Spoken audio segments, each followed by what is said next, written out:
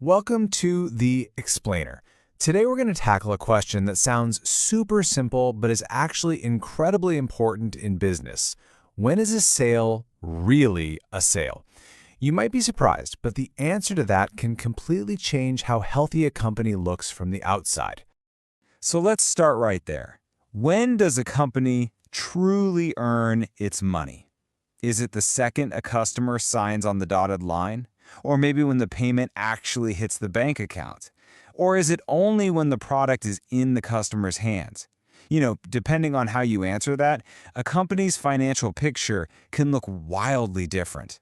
And for a long time, that ambiguity created a whole lot of confusion. In the past, trying to figure out revenue was kind of like the Wild West. Seriously, every industry, and sometimes every company, had its own rules. It was a mess for investors. But now, that's all changed. A global standard called NAS 115 has come in and created one clear, logical rulebook for everyone to play by. So to really get our heads around this new rulebook, here's how we're going to break it down. We'll start with a core framework, then we'll look at how companies actually identify and price the promises they make, and finally, we'll get to the most important part, when they actually get to count the money. So, let's dive into the puzzle itself. What exactly was so broken about the old way of doing things that we needed this massive new global standard in the first place? Well, the real challenge was all about getting everyone on the same page.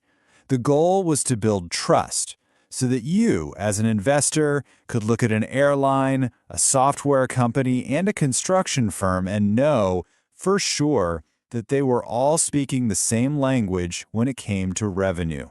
And the solution to that whole puzzle is this really elegant 5-step model.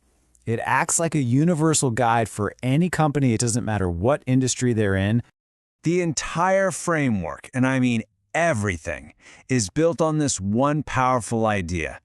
It's not about when the cash changes hands, it's about when you fulfill your promises. You recognize revenue at the moment you transfer control of what you promised to your customer. Simple as that. And this process breaks down into 5 really logical steps. It all starts with having a valid contract. From there, you have to pinpoint every single distinct promise you've made. Then you figure out the total price, and you allocate that price across each of those promises. And only then, as each promise is fulfilled, do you get to recognize the revenue. Now, let's zoom in a little on step 2, because this is where things get really interesting. It's all about figuring out the specific individual promises a company makes to its customer, all within a single contract. In the world of accounting, a promise has a special name, a performance obligation. Now, don't let the fancy term fool you. Just think of it as the basic building block for recognizing revenue. Every distinct promise gets its own individual treatment. And this leads to a really crucial question. A single contract might feel like one big deal, but this framework forces companies to dig deeper and ask, is this really one giant promise, or is it actually a bundle of several smaller, separate ones? And here's how you figure that out. A promise is considered distinct if it passes a 2-part test. First, can the customer actually use it on its own? And second, is it separate and identifiable from the other things in the contract, or is it all tangled up and integrated with them? Let's make this real with a software example. Imagine you buy a software license, and they also do a routine installation. That's usually 2 distinct promises. The software works by itself, and the installation doesn't really change it. But what if that service involves significant customization? Well, now they become one single integrated promise, because the software is basically useless without all that custom work. Okay, so once we've identified all the separate promises, the next logical step is to figure out how much each one is actually worth. So here's the key. A company takes the total price of the contract and slices it up like a pie. They have to assign a piece of that price to each distinct promise, and they do it based on what that item would sell for all by itself.